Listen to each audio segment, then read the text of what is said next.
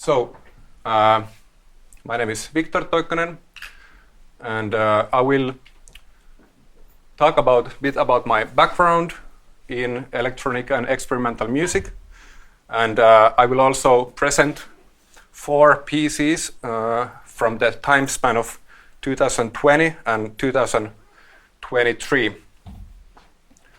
And here you can see a few pictures. I would like to say a few words about my journey with electronic music. Well, I'm also a drummer, or I have a background as a drummer. I studied in the Popiat's Conservatory. I think I started when I was 7 and quit when I was something like 15 or 16. But with electronic music, I think my first initial touch with electronic sound was in my parents' living room. Both of my parents, they are not musical, they don't play any instruments, but for some reason my father bought the legendary Roland 106 synthesizer sometime in the 90s. And sometimes we had the synthesizer in our living room, and as you can see in the picture, I'm making some sounds with the synthesizer. And I recall that I was quite disappointed with the because I wanted to make a piano sound, but instead of that I just got some white noise, some wind sounds. But this is like some of the first childhood memories I have from electronic music. And on top of that, I remember seeing in a TV there was a Jean-Michel Jarre some stadium show where he was also playing the So I made the connection there.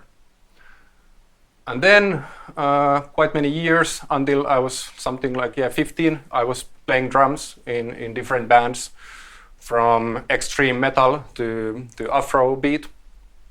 But then around when I was 15, I started to get more into electronic music through friends who were downloading some Detroit and Berlin techno from online. And quite quickly, I also started to go some electronic music parties and raves. I think this one picture in the upper corner is from 2012. It's like one of the first DJ gigs where I played a quite minimal techno. It was in some warehouse in Helsinki. You can also see some old analog TVs where we had some visuals projected during the night. And well, this is later picture. This is another warehouse. I think it's from 2017. And through this interest in the rave culture and in the parties, we also founded our own collective called Vialliset, which was a non-profit collective. We were doing the parties for 10 years, starting in, I think, 2011. And the reason I'm talking about my history with rave culture and electronic music is that a few years ago, in autumn 2022, I went to Hamburg to do an exchange in the Hochschule für Musik und Theater in Hamburg, in the Multimedia composition department, to take studies with Professor Alexander Schubert, who is a quite known multimedia composer. And so I somehow realized that my interest in using various mediums in my art and in my music and performances, it grew from my history with underground electronic rave parties. So I kind of saw it as a rave party as a multimedia installation or happening which is like a multisensory experience for the audience. The combination of the space, the unique location, lights, visuals, music. Here is some pictures from our events. We usually rented the space and we built that for 1 day or 2 days, and then we had the one night party, and in the morning or the next day we took everything down. We had parties in former hospitals and warehouses, even in a kindergarten, actually in kindergarten, which was in use. So on Monday the kids came back and we cleaned everything, and it was like we haven't been there even.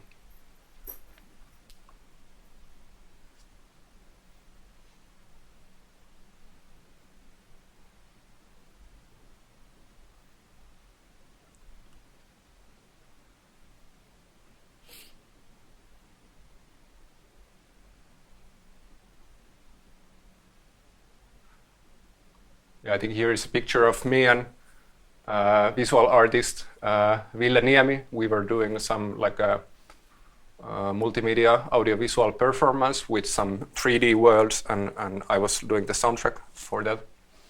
So we didn't only have like a techno or dance music, we also had some experimental stuff, and we always tried to have like a variety of music and sound in the events.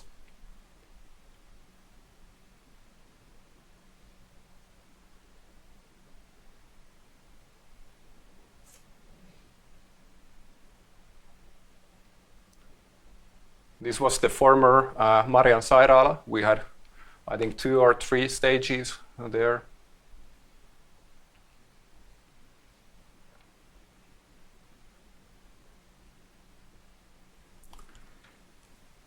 Yeah.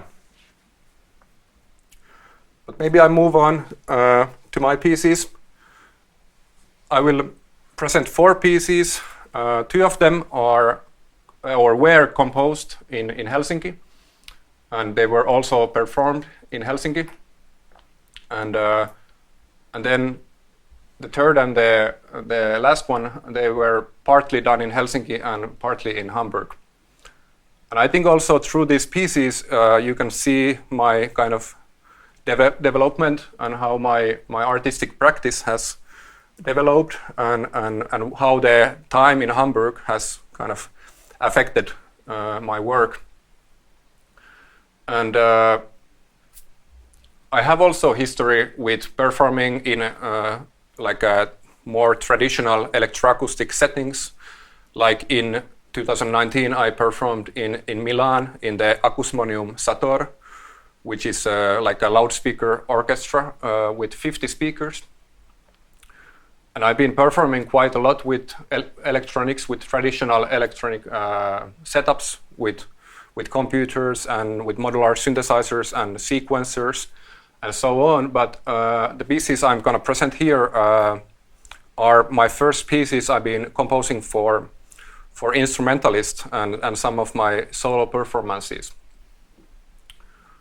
But I think like my background, I still kind of, even if I'm working with instrumentalists, I'm using like a computer-assisted like systems, and I'm kind of making the music even for the instrumentalist in the same way if I'm working with the sequencers or synthesizers or machines and computer programs.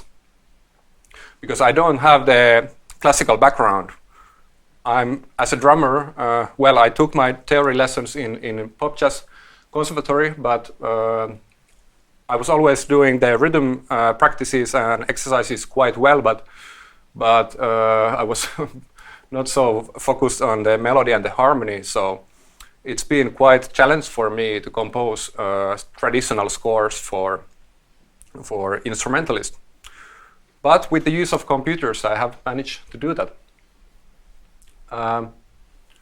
First piece I'm presenting is my composition for two Yamaha Disklavier MIDI-controlled grand pianos. It's called Scrambled Pianos, and it was presented in the Fine Arts Museum of Helsinki in Kiasma, in the theater in 2020. And I also did a recording, like an album version of it in the big recording room of Sibelius Academy. And the starting point of this piece was that I was during that time quite into live coding. Live coding is a kind of way of making music with open source text-based programs. For example, Super Collider or in my case, TidalCycles. And the starting point was that I tried to compose the piece of Steve Reich from the 1967, the famous piece most of you probably know, the piano phase. And I kind of recreated that with TidalCycles, with the program. And it was actually quite easy to do it. And the piano phase is famous for the use of the phasing effect, where you have two melodies repeating the same melody, but then the other, in this case, in Reich's case, the other pianist is kind of slowing down and delaying, so you get this kind of phasing effect between the two pianos. And something what was interesting for me when I found out about the piano phase and how it was also, and how the music of Steve Reich was interesting for me, was of course how I kind of see the similarities between the minimal techno what I found when I was 15 and how similar they were. So like the music of Steve Reich and other New York minimalists was kind of, for me, the natural way to get more interested in contemporary classical music. And then I realized that actually some of the first techno tracks I heard and which were really influential and important for me, they were also using the same phasing effect. So the Detroit musician and producer Robert Hood made in the '94 with quite primitive equipment. I think he had like one drum machine and maybe one synthesizer. So he made a track called Minus.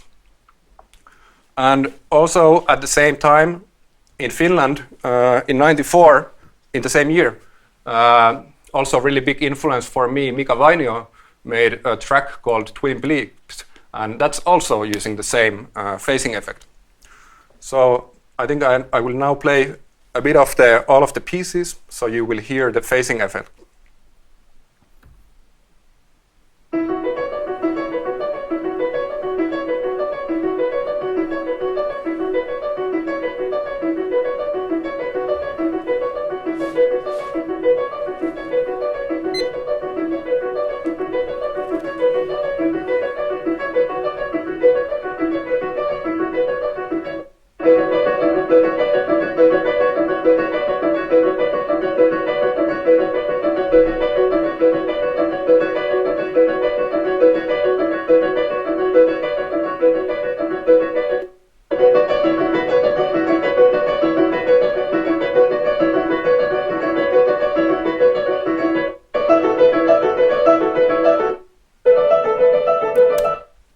So on. And the same in Minus, but in a different medium.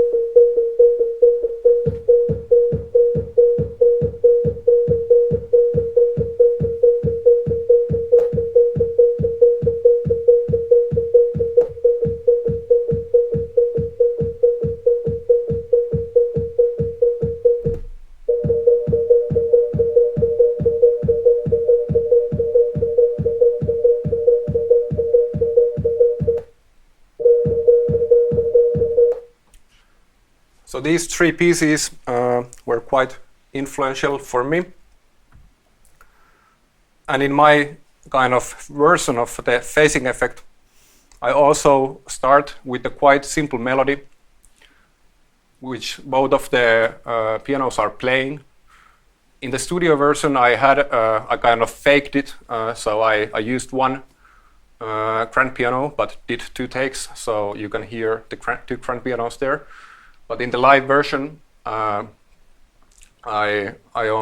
could have like upright and grand piano.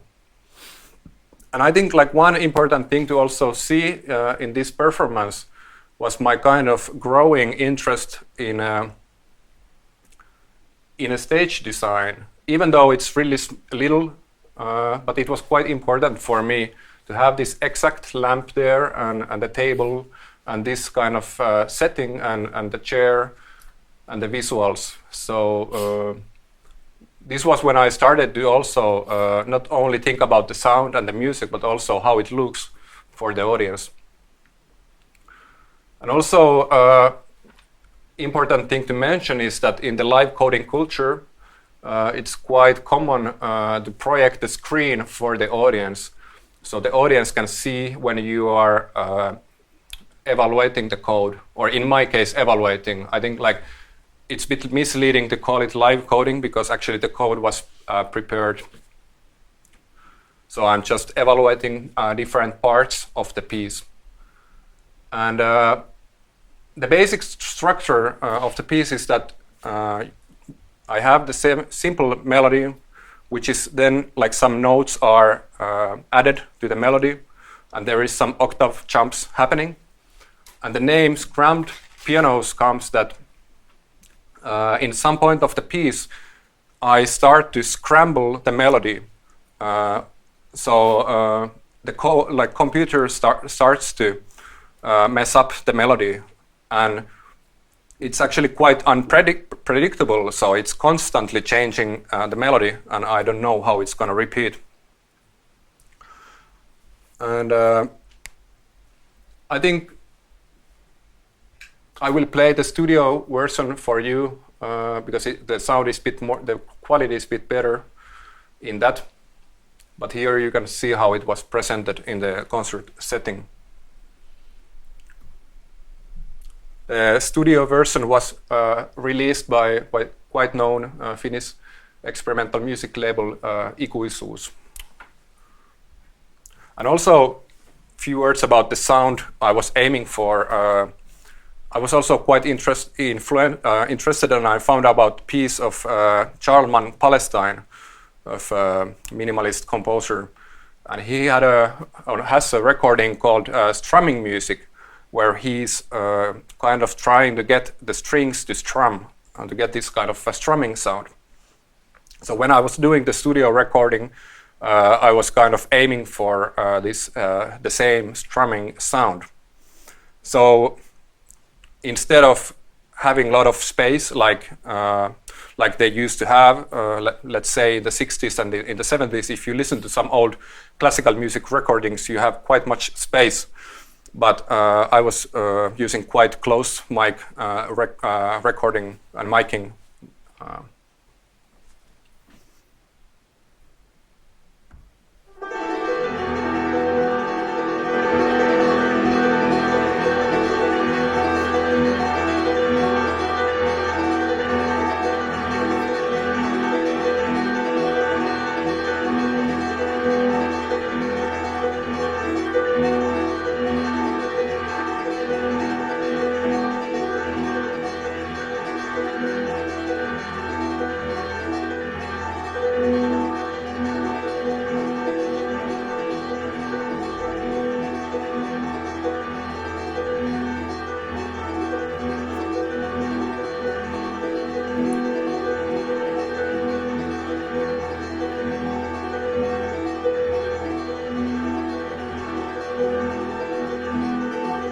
Yeah, I forgot to mention that we don't have enough time to play all the pieces through, but I will provide the links for you afterwards, so you can listen them at home afterwards.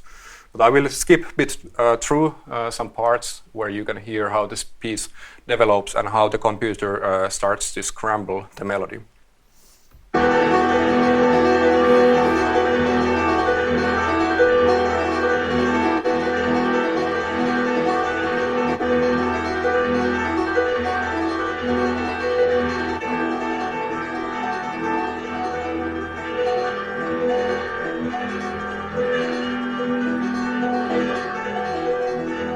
Yeah, now the computer is kind of scrambling.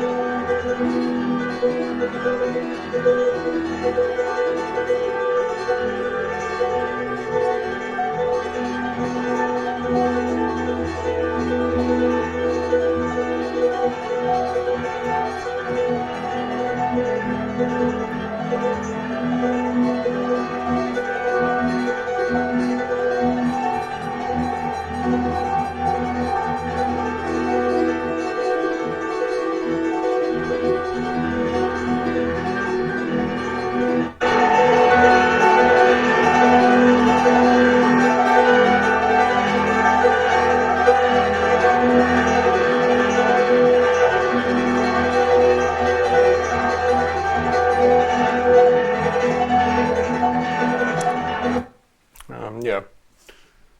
And maybe a few words about my kind of interest in the aleatoric music and generative processes. That this was not the first one. I have always kind of, and I've been making electronic music also with modular analog synthesizers and other tools. I often like to involve some chance and randomness. Because somehow I feel with generative processes, I can kind of take step back and kind of become an observer, at least for a moment, for myself, which is quite, of course, difficult and to kind of distance yourself from your work. And obviously, even if you are making algorithmic music, it's still based on your artistic choices. But at least I can kind of have this illusion that someone else maybe made it. It's not so much about me, even though it's based on my artistic choices.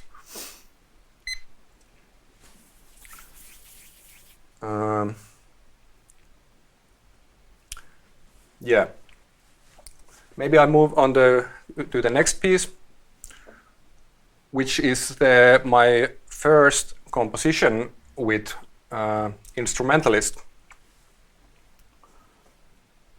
And I think it was quite natural after having this kind of computer-controlled acoustic sound, what I had in the Scrambled Pianos, the kind of try to work also with humans.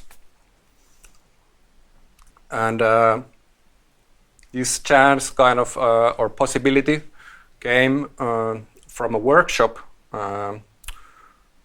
where I was chosen to compose for the Helsinki-based Defunensemble. And in the ensemble, there is a flute, clarinet, cello, piano, and in my piece I also had visuals, video. I collaborated with visual artist Valtteri Mustalahti, who is actually also, I have a long history in organizing the rave parties with him. And let's see where I can find it.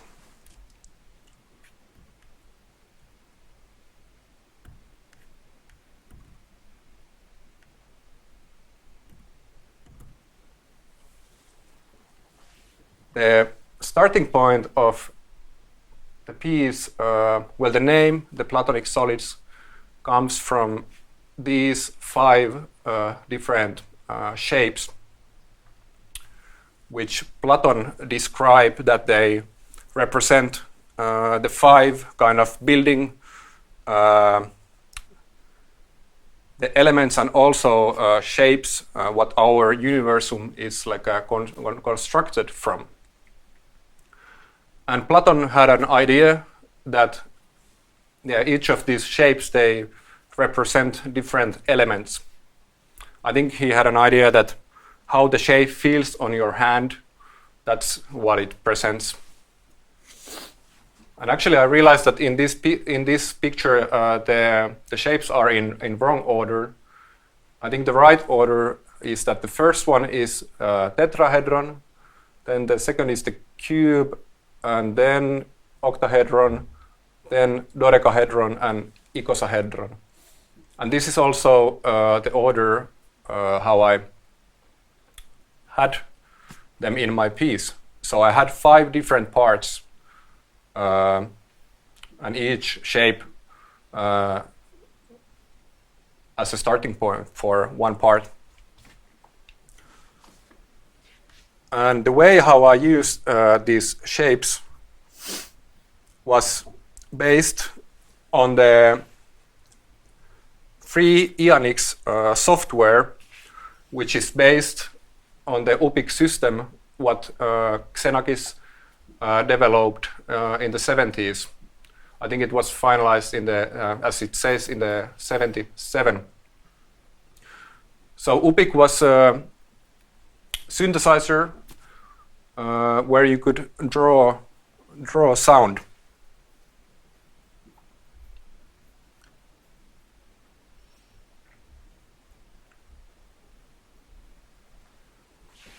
There you're going to see some pictures of the original UPIC system.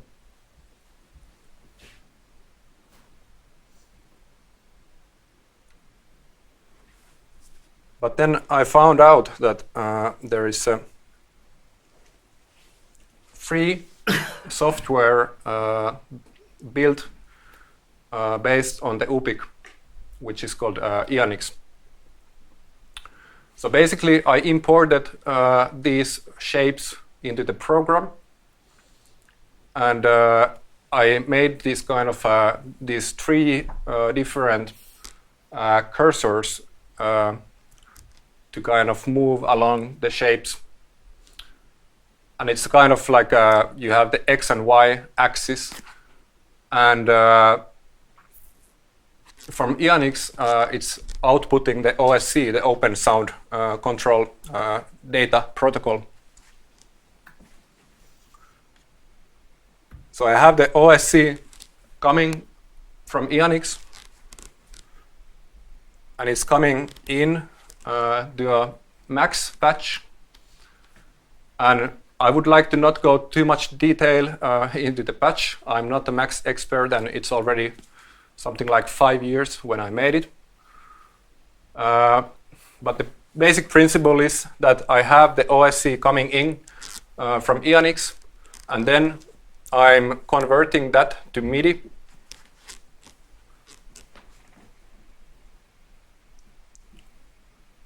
And I'm also quantizing the OSC and the MIDI. In this case, in my piece, I chose the Dorian scale because I think like Platon had some ideas that all music should be composed in a Dorian scale. Well, it sounds a bit silly, but he thought that it's kind of like make you stronger, and it's kind of like for successful society, the music should be in the Dorian scale, that it's kind of music for the warriors or something like that. So that's why I chose the Dorian scale. And I don't know, now for some reason it's actually outputting only C. But then what I get out is XML. I'm converting the MIDI to XML. And all of these I'm using the Bach library, the extension for Max. And then the rhythms are generated with the Euclidean distribution, what you can see there. But basically, I was importing the shapes in the Ianix, getting the data, getting the melodies and the rhythms in XML, and then just copying that to notation software.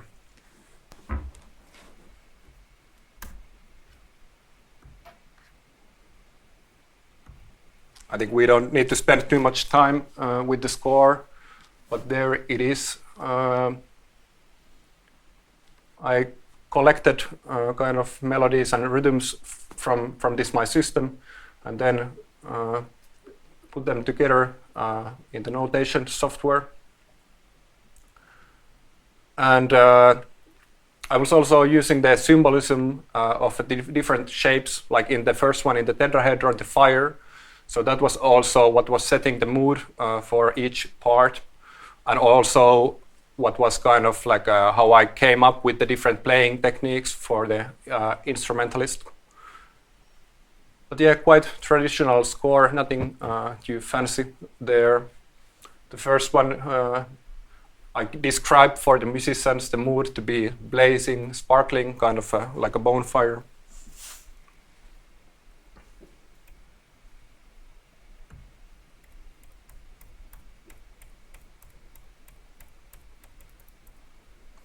The second one was deeply rooted, down to earth.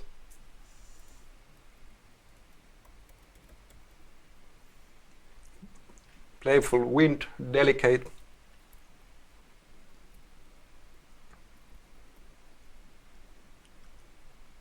And the ether was fragile, transparent sound, what I was aiming for. And the last one, kind of sound of rapids, white water and rain.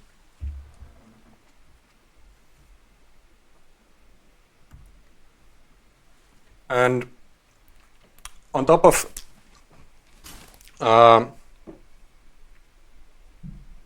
musicians playing, I also did some field recordings. So in the piece, you always have 1 minute of field recording from each element. So I was recording fire and earth and air and so on. And there is the 1 minute of the field recording, and then it fades out with the musicians playing. And I will play a few moments from the piece. I think this one, what I have here is the earth, and you can see the visuals. I kind of tried to aim for this kind of pseudo hologram, which is kind of spinning on the screen, and something I was like thinking a lot when I was making this music was that somehow first I wanted to be really I had this dogma that if I'm using these shapes and these kind of mathematics formulas, that I should kind of take the output of the process as it is. So I shouldn't kind of touch it. But then as I actually, what I mentioned earlier also, that I realized that we are an artist and we have all the freedom to edit and change the material. So that was kind of an interesting learning point for me, that you should like do artistic decisions and not just kind of take it as it is.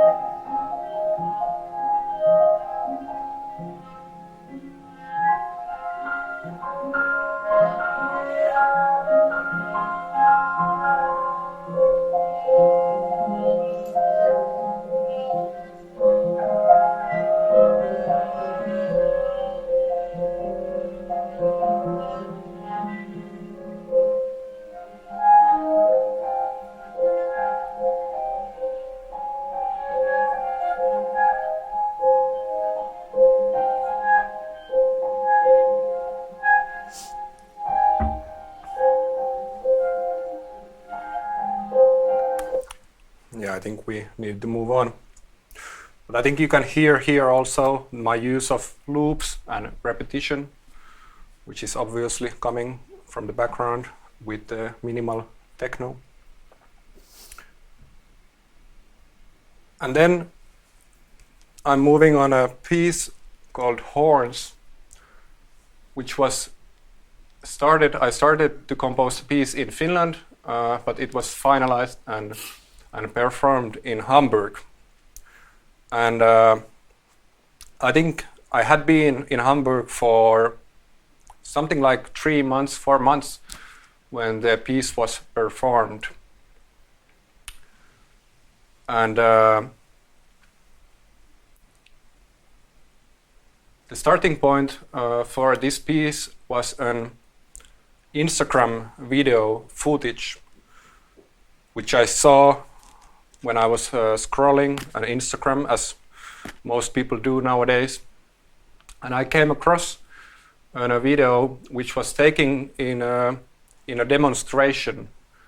And I think it was one of the first demonstrations of Extinction Rebellion.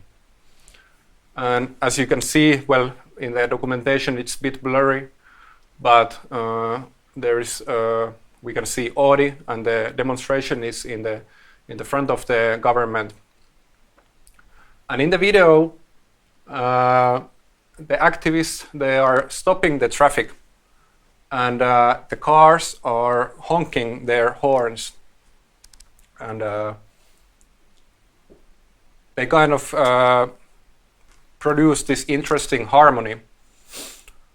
And then I kind of captured the video and thought that what should I do with this?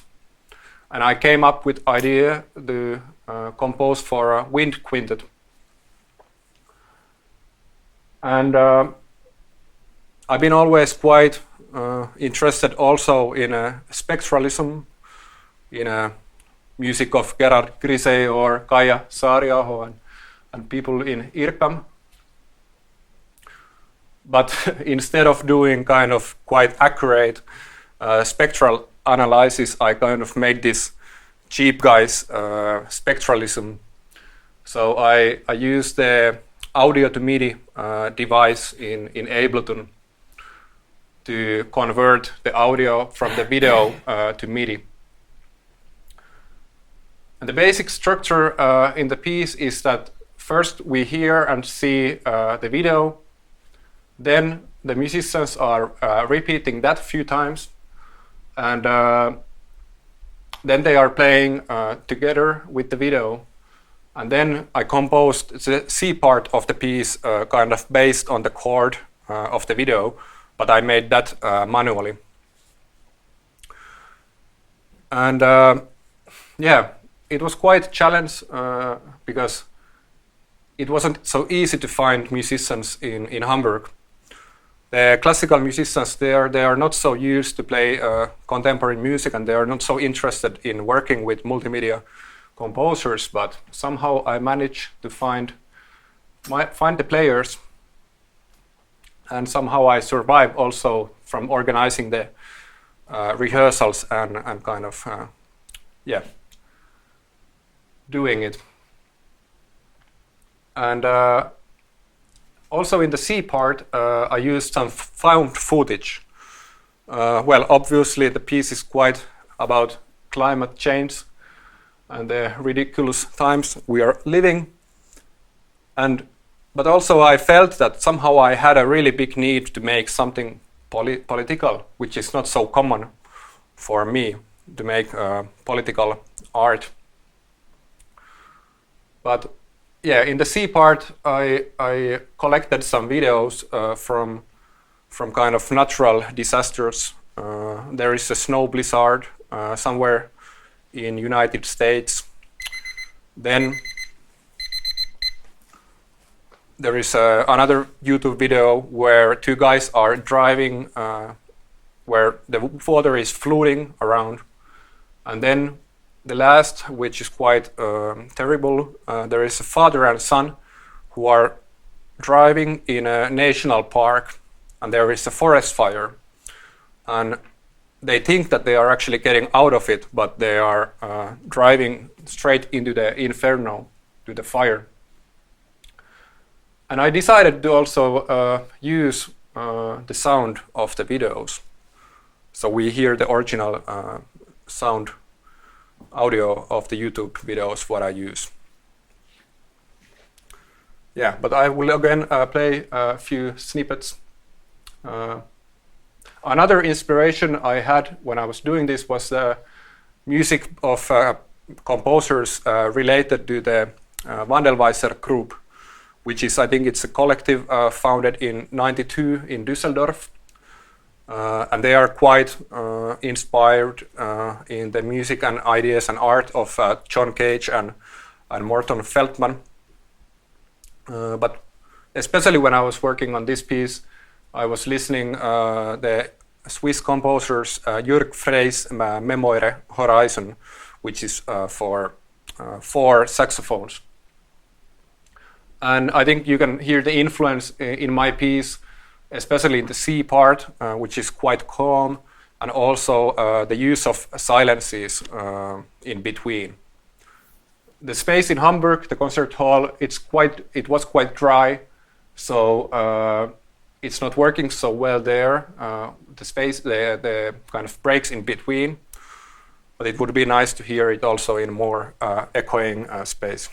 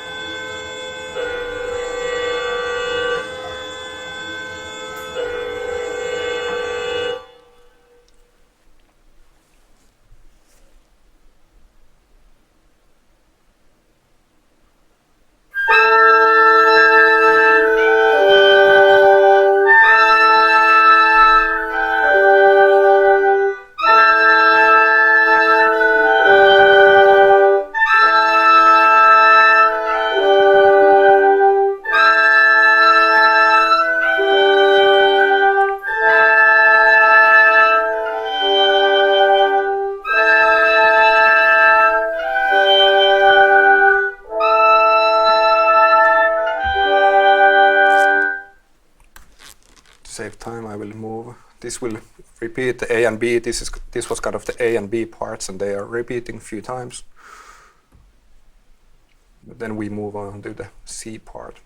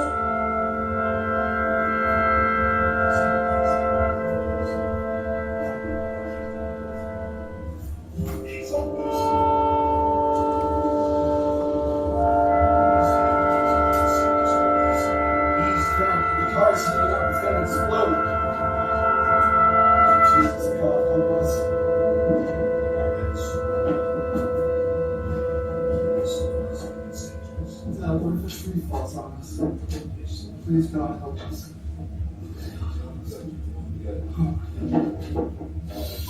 No, we can't get out. I'm getting out. You can't drive back, but I can get that out of the road. We got to come out. Oh, stop. Yeah. And then we will hear also the A part after this with some distortion. It's repeating. But then the last piece, I will try to be quick because I think this is like one of the biggest pieces of mine, which was made in Hamburg. And it was kind of a Telematic multimedia solo performance. And I use the term Telematic because in the piece I'm using a real-time CCTV image from our summer cottage in middle of Finland. And I'm also using a video call, what I'm calling to my father and my family who are in the summer place. But the name Heimweh means homesickness in German. So I somehow felt the need to do something really personal and channel my emotions of homesickness and not being able to be in the summer cottage with my family. So I kind of, this was a piece when I also kind of had many roles. So I was kind of doing a stage design, I was kind of performing, planning and composing. Actually, there's not so much music in this piece. It's mainly the sound is produced by different objects. So I had a wireless microphones hidden on the stage in a different objects. Let's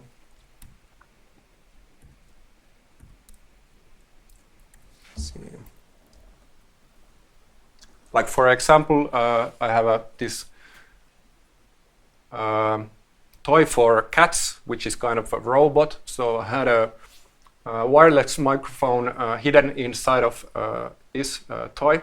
So I had the sound of it amplified.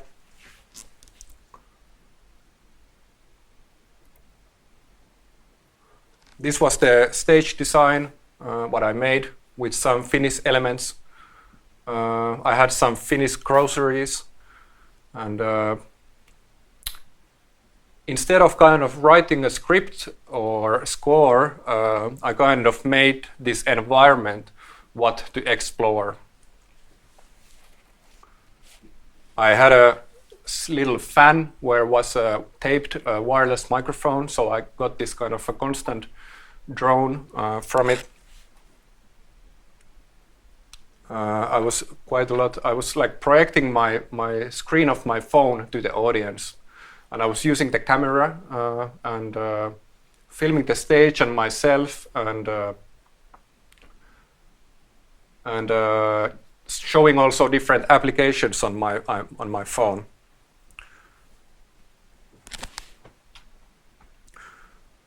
Maybe to mention that somehow one inspiration for this kind of my stage character, what is filming everything on the stage and kind of filming himself and amplifying and recording everything. Well, it's also based on my background as a film sound recordist.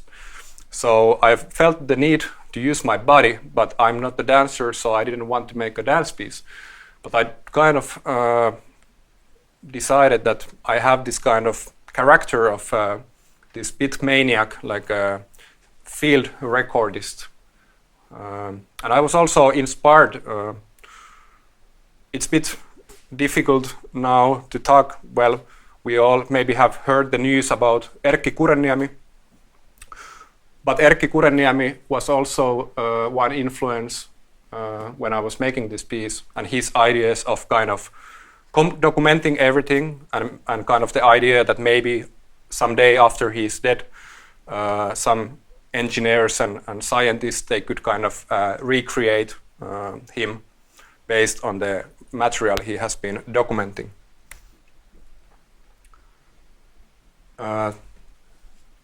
Well, I'm not now going so chronological order, but here you can see me using the dating application Tinder. So it was also, well, that's what you do when you are lonely in a new city, kind of looking for a company. So that was one application I was using.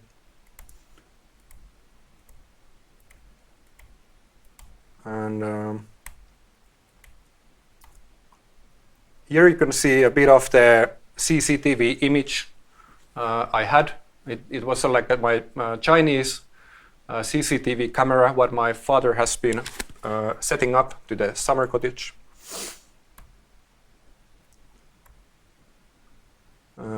Yeah, this is the image. We also made some stage design.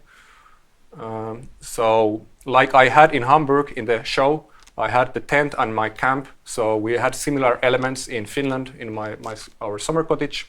So there's the tent and bonfire and the table and so on. And I designed a little choreography to my family. Nothing too fancy, just some timings, when to start different actions. And I wanted them to be quite in their own element. And then my father was kind of taking me virtually around the yard and the summer cottage, and kind of, yeah, I was kind of meeting virtually my relatives.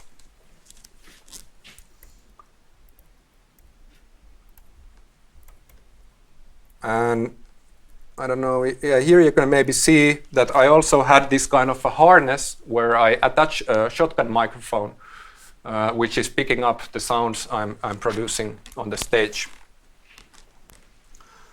And few influences, well, one is obviously also the John Cage's Water Walk, where he's kind of timing different actions and doing them on the stage. I think it's from the year 54, if I remember right. And then other is Simon Sten Andersen's piece, Runtime Error, where he's amplifying different objects with the shotgun microphone.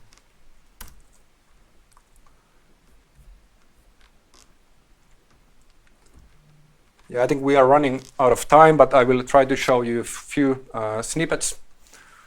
And also, when I was making this piece, I was quite interested in the border between real and unreal. So, for example, in the quite end of the piece, my father is going with the camera in the video call to the lake, where my cousin is fishing. And actually, during the show, he got a fish.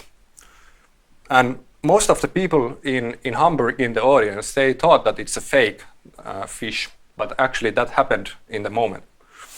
So I think it has something to do, like earlier I was interested in the kind of generative music, but in this piece I was more interested in the kind of unpredictable nature of reality.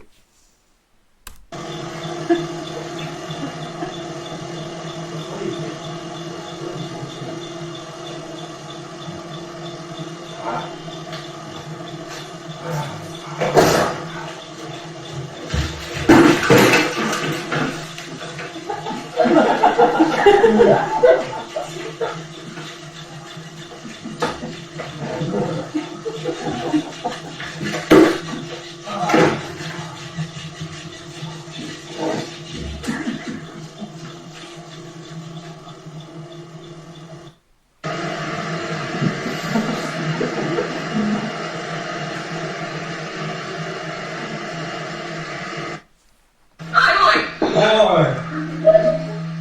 Miten menee? Ihan hyvin täällä esitys. Me pelailin jo ihan hiessä, pitäisi olla kohta siellä ravintolassa. Yeah, I think we are running out of time, but one big thing also was my death of my grandfather. So in the end of the piece, we are hearing an harmonium, like a piece of a Finnish summer hymn, which I remix into a drone ambient piece. And I will jump to the end, where I'm kind of going into the tent, inside of the tent, and I'm going through different pictures from WhatsApp, of a WhatsApp chat of my family and relatives. And we slowly start to see pictures of a funeral, and then the piece ends to a picture of my grandfather.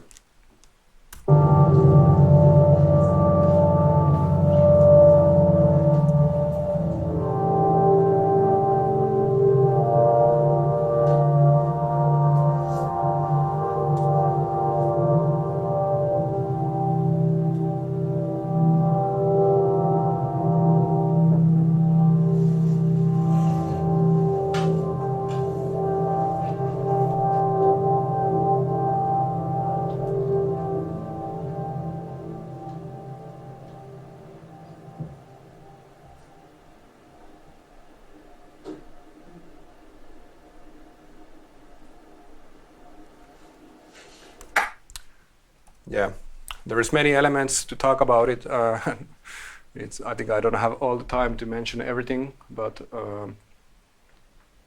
you can. I will send the link to you, and you can see the whole 20 minutes piece. And yeah, it was quite interesting that even though I felt that I really failed with this piece, that the performance didn't go well. And I was just messing around the stage and kind of hurrying up. But the audience thought that it's all part of it. And this was really interesting aspect for myself. I don't know, I think I have spent the whole 1 hour now. Yeah.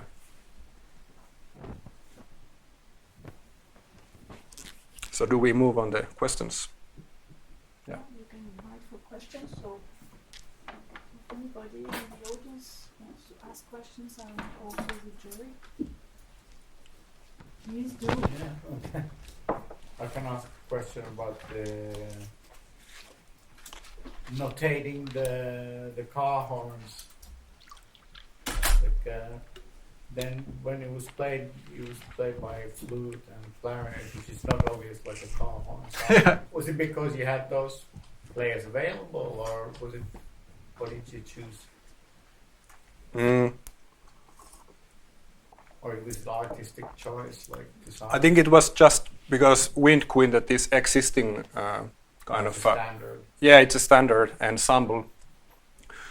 So it was kind of easy choice for me, because when I was composing it, I didn't have any players or ensemble ready for it. So I decided that maybe I do it for the wind quintet, so it's easier for me to find the players. Yeah. But you are right, like it's not so obvious that maybe now afterwards, like I would spend more time on aiming the right sound I want. And actually it was quite hard for me to work with these musicians, because most of them were bachelor classical musicians, and we didn't have much time to workshop and look for the sound. They really felt that they want to play it once and then they want to go home. And and I had two players who were my friends, the clarinet player and the flute player, and they were both jazz musicians, and they were more into the kind of forming a group and trying to find the sound and kind of spend really time on it. But obviously, like especially when you don't know the players and they only get credits from the school for it, so it's quite hard to ask a lot from them. Okay.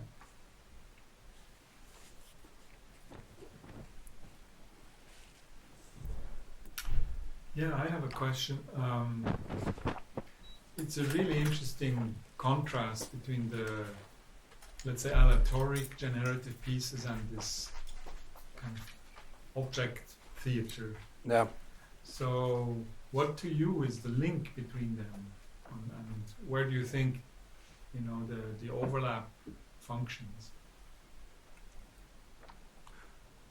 I think it comes from the kind of the improvisational nature of Heimweh, of the last piece. And from that I don't have a so clear score, or especially I don't have a written score. So it's more in my head. Of course, I had some kind of red line what I was following. So I had a list of actions what I should do in certain order. But still, it was quite like kind of surprise and unpredictable, like what will happen. And the plan actually originally was that I had this kind of a camera and phone stabilizer, kind of a gimbal, what I was supposed to use. But then it didn't work, and I needed to just use the phone in my hands.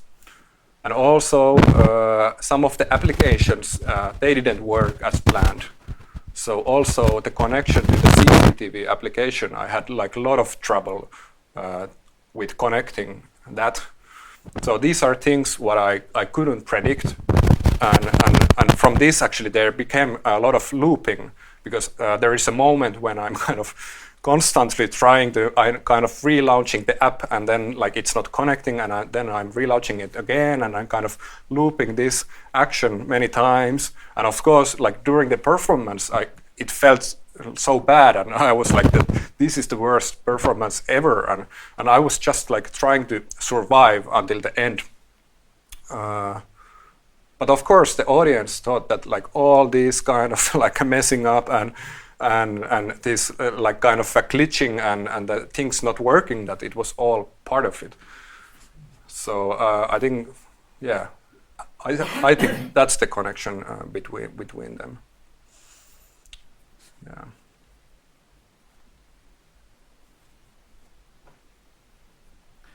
So in a way, the notion of control or loss of control, Yeah.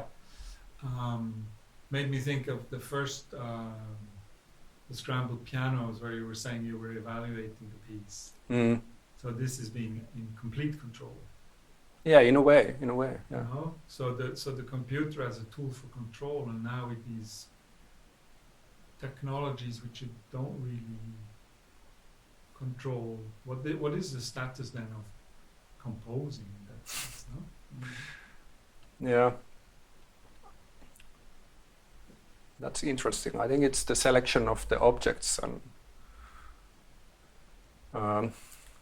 when I was doing the Heimweh, we were studying a lot, kind of a composed theater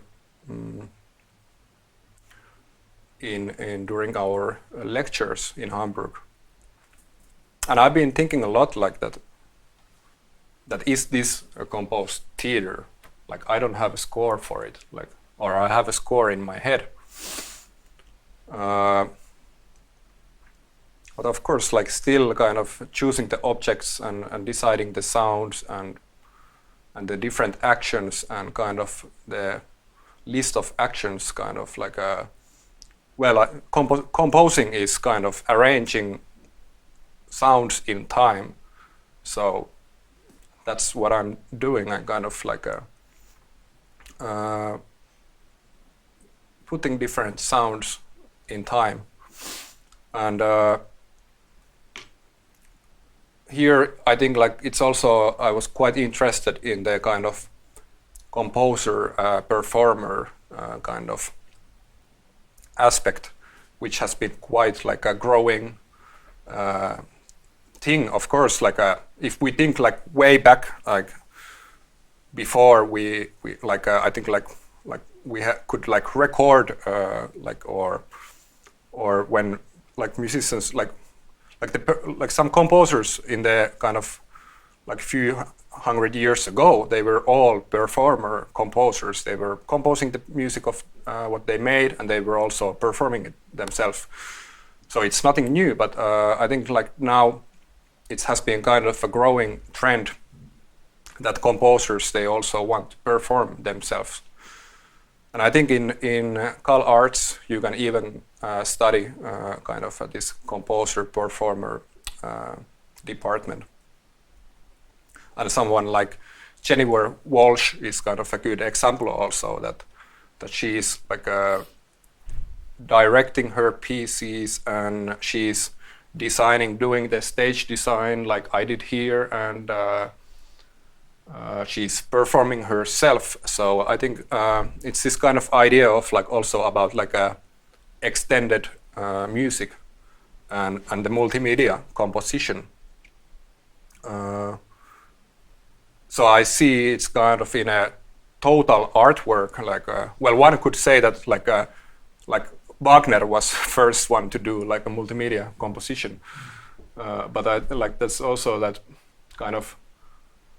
I see them all kind of like well, I don't know if they're equal here, but that's where I'm aiming for, that they could be equal elements in the piece, the visuals and the sound and the choreography and so on. I have a question for you, Viktor. You seems to mention a couple of times that the piece was successful, people were successful. What kind of things should happen, in your opinion, for a piece or a work to be successful? How do you judge the success of the work? Yeah, that's a good question. Maybe it has something to do with my kind of perfectionism and kind of that there is a certain idea you kind of want to achieve and execute, and kind of you have a certain vision.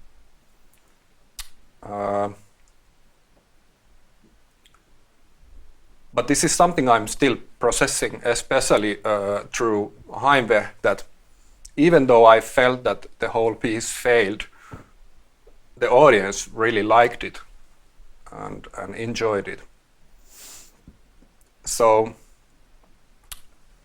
I think like I'm in a kind of a middle of like this kind of process and growing to kind of accept so-called kind of failures, and that's also been always kind of like in the live coding practice, it's kind of like there is a lot of discussion about this, about kind of failing and kind of that we should create spaces to fail in. And I think it was easier for me to accept when I was doing these live coding performances that the failing happens when my computer is crashing, then I'm kind of accepting it more easily, that it's not just so much about me that I'm failing on the stage as a performer, but it's actually my computer, which CPU is failing me. But I'm still kind of in this kind of search and kind of process of kind of accepting that, especially with improvisation, that yeah, I'm not that you don't always need to judge if something is good or bad. Like that's something I should learn myself more. That you don't always need to kind of divide and judge things. You can just accept things as they are, which is especially important in improvisation. Yeah. Is there time for one more? I think we can do one more. Please. So, I would like you to tell us a bit about where are you aiming at now from this you told us about this background and what you did the last few years and how where does your path go now?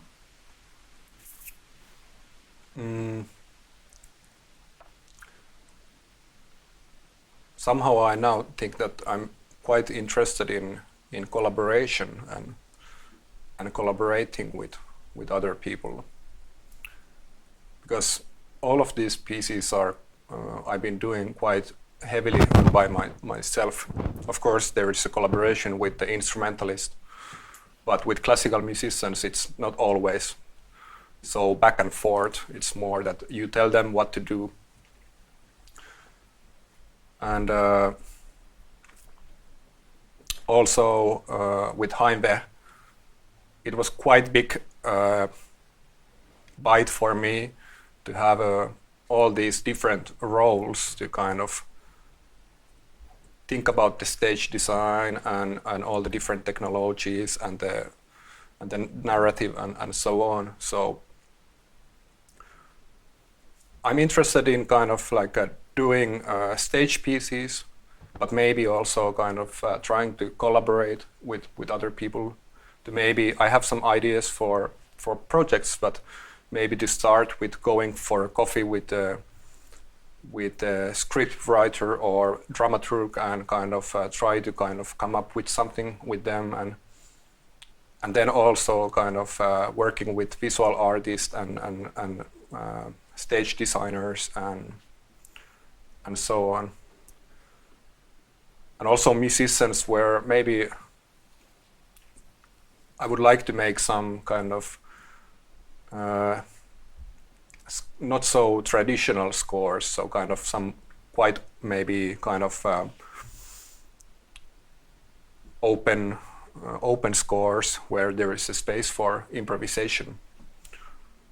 And also this kind of idea of creating an environment and kind of searching and like exploring the environment, kind of creating like this microcosmos or world where there is certain laws or how the world kind of behaves and what's the nature of it, and then to have people to kind of explore it with you. Yeah. Yeah, thank you. Is there any other question in the room? Then we can clap for them.